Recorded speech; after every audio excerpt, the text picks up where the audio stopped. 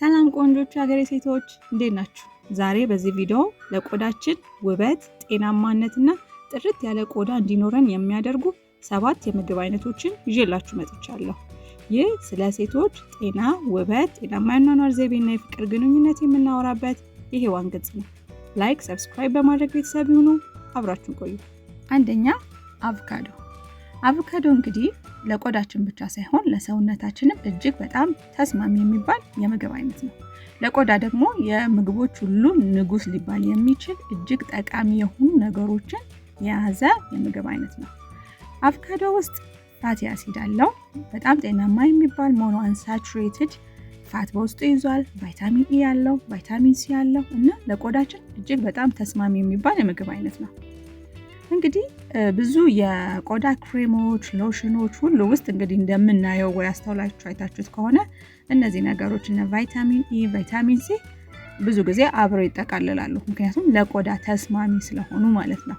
ታዲያ እንግዲህ አቮካዶ መመገብ እነዚህ ነገሮች ስለምናገኝበት ከላይ ከምንቀባባቸው ነገሮች ባለፈ ከውስጣችን ደግሞ ለቆዳችን ጤናማነት ብዙ ጥቅም ይሰጠዋል ማለት ነው።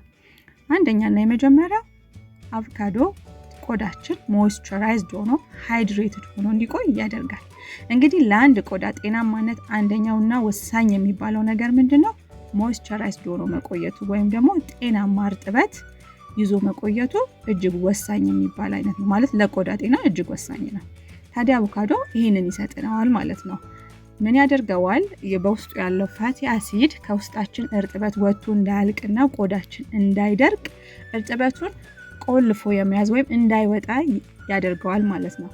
ስለዚህ ቆዳችን ሞይስቸራይዝድ ሆኖ እንዲቆይ፣ ሃይድሬትድ ሆኖ እንዲቆይ አቮካዶ ይረዳዋል። ስለዚህ አቮካዶ አንደኛ ይሄ ጥቅም አለው። ሁለተኛው ደግሞ ኢላስቲሲቲን ወይም ደግሞ የቆዳችንን የመለጠጥ አቅም ይጨምራል።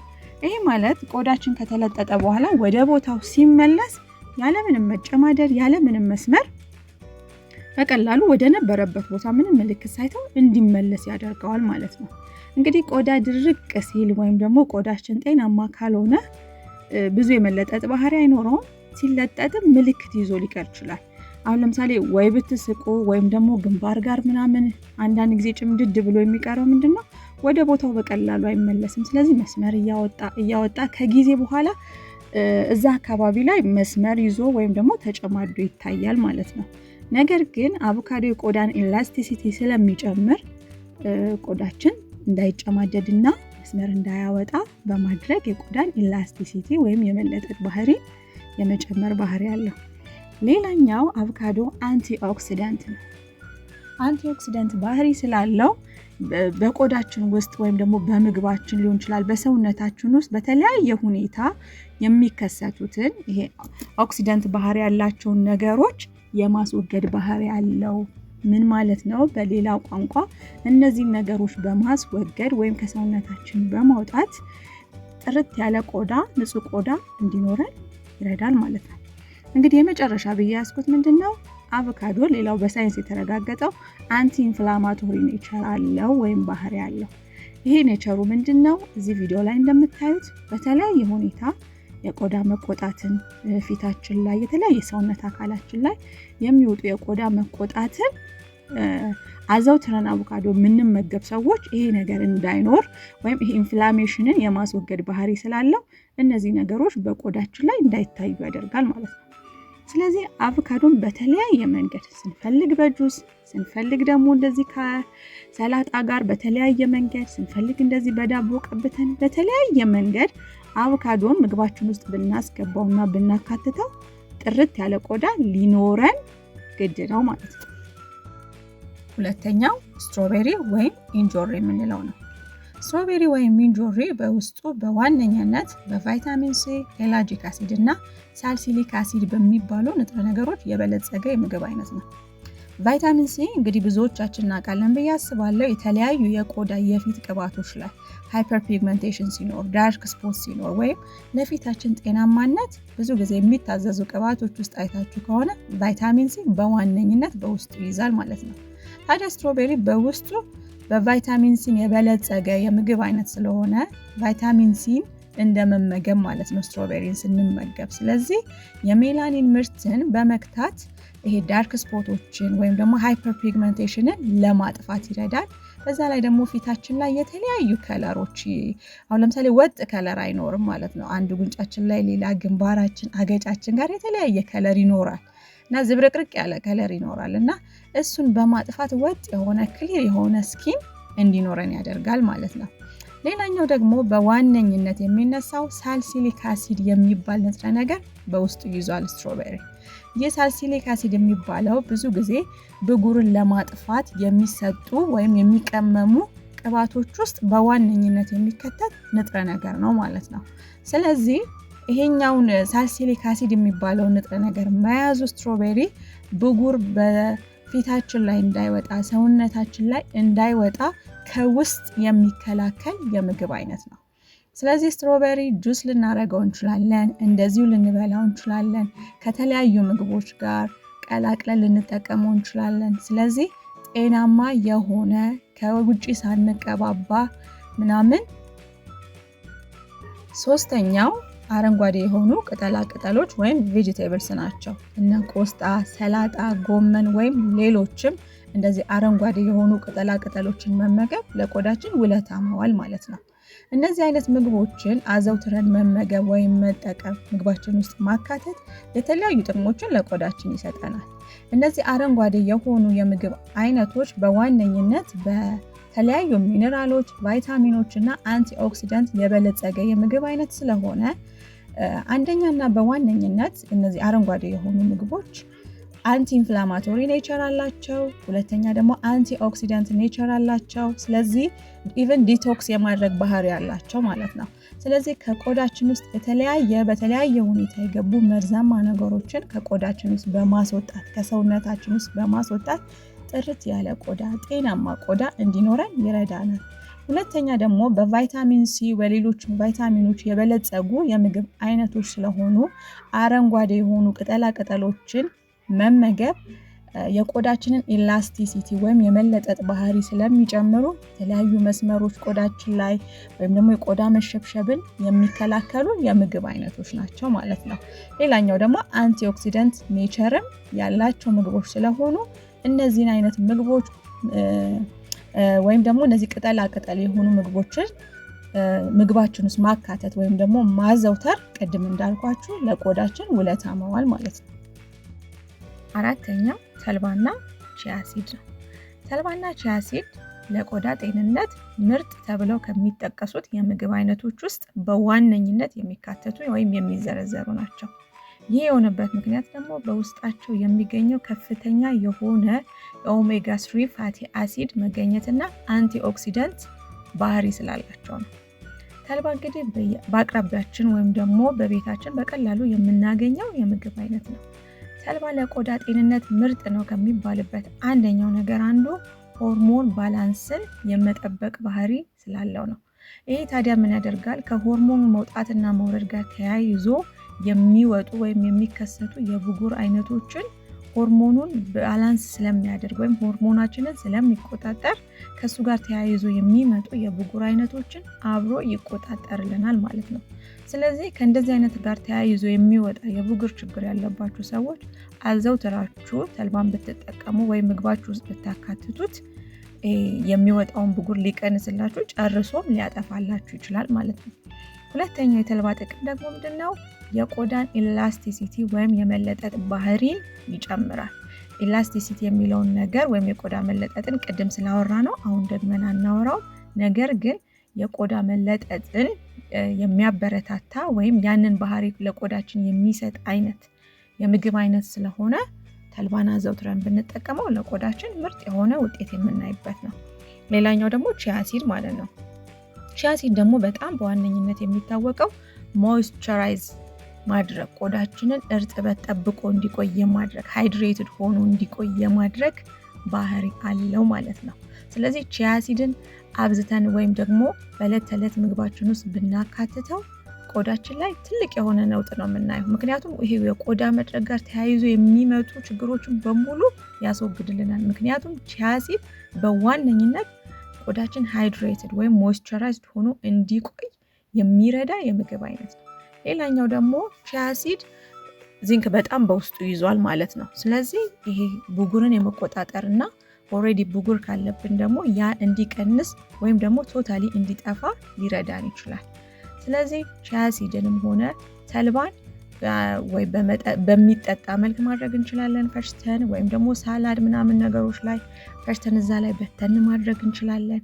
ጁስ ወይ ስንፈጭ ፍሩቶች በምንፈጭበት ሰዓት ተልባ በተን እያደረግን መጠቀም እንችላለን። ስለዚህ በተለያየ መንገድ ኢቨን ከእርጎ ጋር እርጎ ስንጠጣ ወይም ስንጠቀም ቺያ ሲድ ወይም ደግሞ ተልባን ፍጭት አድርገን ትንሽ በተን አድርገን ብንጠቀም ቆዳችን ላይ ትልቅ ለውጥ ልናይ እንችላለን ማለት ነው። ታዲያ እንግዲህ እስካሁን የተነጋገርናቸውን ነገሮች በምናደርግበት ጊዜ አንድ ሳምንት ወይ 2 ሳምንት አድርጎ መሞከር ሳይሆን ምግባችን ውስጥ እነዚህን ነገሮች በተቻለ አቅም ማካተት፣ ኮንሲስተንትሊ ይህንን ነገር ማድረግ ነው ቆዳችን ላይ የሚታይ ለውጥ እንዲመጣ የሚያደርገው። 6ኛው ስኳር ድንች እና ካሮት። ስኳር ድንች እና ካሮት ለቆዳ ጠቃሚ ተብለው ከሚነሱ የምግብ አይነቶች ውስጥ በዋነኝነት የሚጠቀሱ ናቸው። እንግዲህ ስኳር ድንችና ካሮትን ጠቃሚ የሚያሰኛቸው ነገር ምንድን ነው? በውስጣቸው ቤታ ካሮቲን የተባለ ንጥረ ነገር ይዘዋል። የቤታ ካሮቲን የተባለ ንጥረ ነገር ደግሞ ካሮትን ወይም ደግሞ ስኳር ድንችን በምንበላበት ጊዜ ሰውነታችን በራሱ ይህ ንጥረ ነገር ወደ ቫይታሚን ኤ ይቀይረዋል ማለት ነው። ቫይታሚን ኤ ማለት ደግሞ ብዙ ጊዜ አንቲ ኤጂንግ የሚባሉ የፊት ክሬሞች ወይም ቆዳዎች ማለት ፊታችን እንዳይሸበሸብ ምናምን የሚረዱ ቅባቶች ውስጥ እና ሰንስክሪኖች ውስጥ ብዙ ጊዜ የሚጨመር የቫይታሚን አይነት ነው ማለት ነው። ስለዚህ ስኳር ድንችና ካሮት ማለት ብዙ ጊዜ የሚነሳው ተፈጥሯዊ ሰንስክሪን ተብሎ ነው። ሰንስክሪን ይተካል እያልኳችሁ ሳይሆን፣ ነገር ግን ከፀሐይ ጨረር የተነሳ የሚመጡ ፊታችን ላይ ወይም ቆዳችን ላይ የሚከሰቱ ጉዳቶችን ይከላከልልናል ማለት ነው። ስለዚህ ስኳር ድንችንና ካሮትን አብዝተን በተጠቀምን ቁጥር ናቹራል ሰንስክሪን እንደማለት ነው። ስለዚህ ፊታችንን ከፀሐይ ጨረር የተነሳ ከሚመጡ ጉዳቶች፣ ከአቧራ፣ ከነፋስ፣ ከተለያየ ነገር የሚመጡ ጉዳቶችን ከውስጥ ነው የሚከላከልልን ማለት ነው። ሌላኛው ደግሞ አንቲ ኤጂንግ በመባል ይታወቃል። ቅድም እንደነገርኳችሁ ይሄ ቤታ ካሮቲን የሚባለው ንጥረ ነገር ሰውነታችን ራሱ ወደ ቫይታሚን ኤ ስለሚቀይረው አንቲ ኤጂንግ ወይም ሪንክልስ የሚባሉት ወይም የፊት መሸብሸብ እና መስመር ማውጣትን የመከላከል ከእንደሱ አይነት ነገር ፊታችንን የመጠበቅ ነገር አለው ማለት ነው። ሌላኛውና ትልቁ የሚወደድለት ነገር ምንድን ነው? አንድ አይነት ቆዳ እንዲኖረን፣ ተመሳሳይ ከለር እንዲኖረን እና ፊታችን በተፈጥሮ መንገድ እንዲቀላ ወይም ብራይት የሆነ ስኪን ቶን እንዲያመጣ እነዚህ ካሮትና ስኳር ድንች ይረዱናል ማለት ነው። ስለዚህ እነዚህን ምግቦች አዘውትረን ምግባችን ውስጥ መክተትና መጠቀም ቆዳችን ላይ ትልቅ ለውጥ እንድናይ ያደርገናል። 5ኛው ግሪን ቲ ወይም ደግሞ አረንጓዴ ሻይ ነው። ይህንን አረንጓዴ ሻይ በቀን ውስጥ 1 ብርጭቆ ወይም 2 ብርጭቆ መጠቀም ለቆዳችን ትልቅ ውለታ እንደመዋል። እንግዲህ ግሪን ቲ ምንድን ነው የሚያደርገው ካላችሁ፣ አንደኛና በዋነኛነት ኢንፍላሜሽንን መቆጣጠር ወይም ደግሞ ማረጋጋት ነው።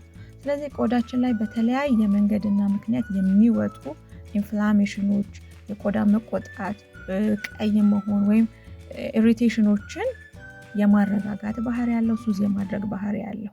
ሁለተኛው ደግሞ ምንድን ነው? ብጉርን ለመቀነስ ይረዳል። ይህ የሚሆነው ለምንድን ነው? ግሪን ቲ በምንጠቀምበት ሰዓት ይሄ ለብጉር ብዙ ጊዜ መነሻ ምክንያት ከሚሆነው ነገር አንዱ በጣም ቅባታማ የሆነ የፊት አይነት ነው እና ያንን ኤክሰስ የሆነውን ኦይል ስለሚቆጣጠር፣ ያንን ቅባት ስለሚቆጣጠርልን፣ ያንን በመቆጣጠሩ ደግሞ ብጉርን እንዲቀንስልን ወይም ደግሞ እንዲጠፋልን ይረዳናል ማለት ነው። 3ኛው ደግሞ ምንድን ነው? እብጠትንና አይን አካባቢ የሚመጡ የዳርክ ሰርክልስ፣ ይሄ ክቡ ጥቁር የሚለውን ነገሮች፣ እነሱን ነገሮች ያጠፋል ማለት ነው። መጠቀም ብቻ ሳይሆን ኢቭን ግሪን ቲ ይሄ ባጉን ማለት ነው አይናችን ስር አካባቢ መያዝ በራሱ በተለይ እንደዚህ አይናችን ስር አካባቢ ሲያብጥና ሲጠቁር እሱን መያዝ በራሱ ከውጭ እንኳን ያንን እብጠት እንዲጠፋና ይሄ ጥቁረቱ እንዲቀንስ ያደርጋል። ስለዚህ ስንጠቀመው በተመሳሳይ መንገድ ፊታችን ላይ ወይም ቆዳችን ላይ ያሉ እብጠቶችን የመቀነስና እነዚህን ዳርክ ሰርክልስ የማጥራት ወይም ደግሞ ትክክለኛ ከለራቸውን እንዲይዙ የማድረግ ባህሪ ያለው። ስለዚህ ግሪን ቲም የቀን ምግባችን ውስጥ ወይም ደግሞ መጠጣችን ውስጥ ብናጠቃልለው ቆዳችን ላይ ቆንጆ የሆነ ለውጥ እናይበታለን። ሰባተኛና የመጨረሻ ብዬ ያስኩት ውሃ ነው። እንግዲህ ቆዳችሁን የተለያየ ነገር አጋጥሟችሁ የቆዳ ሐኪም ጋር ከሄዳችሁ በእርግጠኝነት መቼስ ስለ ውሃ ሳይነገራችሁ ትመጣላችሁ ብዬ አላስብም። ምክንያቱም ውሃ ለቆዳ ጤናማነት እጅግ ወሳኝ ከሚባሉ ነገሮች ውስጥ አንዱ ነው። ሰውነታችን እንግዲህ 70% በላይ ውሃ ነው አይደለም የሚባለው። ስለዚህ ሰውነታችን በትክክል ኦፕሬት እንዲያደርግ እንዲሰራ ውሃ ያስፈልገዋል። ለቆዳችንም በተመሳሳይ መንገድ ማለት ነው። ጤናማ ቆዳ እንዲኖረን ካስፈለገ፣ ትክክለኛ ውበት ያለው ቆዳ እንዲኖረን ካስፈለገ ውሃን በአግባቡ መጠቀም፣ ውሃን በአግባቡ መውሰድና ሰውነታችን ሃይድሬትድ ሆኖ እንዲቆይ እርጥበት እንዲኖረው ያስፈልጋል ማለት ነው። አንዳንድ ጊዜ ፊታችን ላይ የምናየው ነገር ቀጥታ ፊታችን ላይ ዝም ብሎ የወጣ ነገር ሳይሆን ሆዳችን ውስጥ ወይ ከሰውነታችን ውስጥ ጋር የተያያዘው ነገር ነው ፊታችን ላይ ወይ ቆዳችን ላይ የምናየው ማለት ነው። ስለዚህ ውስጥ ላይ ያለውን ነገር ከማስተካከል ይልቅ ውጭ ላይ የተለያዩ ነገሮችን ብናደርግበት ቆዳችንን እንጎዳዋለን እንጂ ቆዳችን ላይ የሚመጣ ለውጥ አይኖርም ማለት ነው። ነገር ግን ውሃ እየጠጣን ዲቶክስ እያደረግን ወይም የተለያዩ የማያስፈልጉ ነገሮችን እያጠበ ከሰውነታችን ላይ ስለሚያወጣ ያ ደግሞ የውስጣችን መጥራት፣ ንጹህ መሆን፣ የውስጣችን ጤናማነት ፊታችን ላይ ቆዳችን ላይ ይታያል ማለት ነው። ስለዚህ ውሃን አብዝታችሁ መጠቀም ይኖርባችኋል። ለቆዳ ብቻ ሳይሆን ቶታሊ ለጤና እጅግ አስፈላጊ ነገር ነው። ስለዚህ መጠጣት አልቻለም ብትሉ እንኳን ቢያንስ በቀን ውስጥ 1 ሊትር ውሃ መጠጣት የተሻለ ቆዳ፣ ቆንጆ የሆነ ቆዳ፣ ጤናማ ቆዳ እንዲኖራችሁ ያደርጋል። እንግዲህ በዛሬው ቪዲዮ ለቆዳችን ጤናማነትና ውበት የሚረዱ የምግብ አይነቶችን ተነጋግረናል። ታዲያ እነዚህ ምግቦችን ከስንት አንድ ጊዜ መጠቀም ወይም አልፎ አልፎ መጠቀም አይደለም ቆዳችን ላይ ውጤት እንድናይ የሚያደርገን። ስለዚህ እነዚህ ምግቦችን አዘውትረን መጠቀም ወይም ደግሞ ምግባችን ውስጥ ማካተት ግን ቆዳችን ላይ የተሻለ ውጤት እንድናይ ያደርገናል ማለት ነው። ከናባባሉም ያው ሰው የሚበላውን ይመስላል አይደል የሚባለው። ስለዚህ ወደ ውስጣችን የምንከተው የምናስገባው ነገር ቆዳችን ላይ ይታያል። ስለዚህ እነዚህን የምግብ አይነቶች ወይም መጠጦች ምግባችሁ ውስጥ ብታካትቱ የተሻለ ቆንጆ ያማረ ጤናማ ቆዳ እንዲኖራችሁ ያደርጋል ማለት ነው። እንግዲህ ለዛሬ ይሄን ብያለሁ። የእናንተን ሀሳብ አስተያየት ደግሞ ኮሜንት ላይ ጻፉልኝ። ላይክ፣ ሰብስክራይብ ማድረግ እንዳይረሳ። የሚቀጥለው ጊዜ እስክንገናኝ ድረስ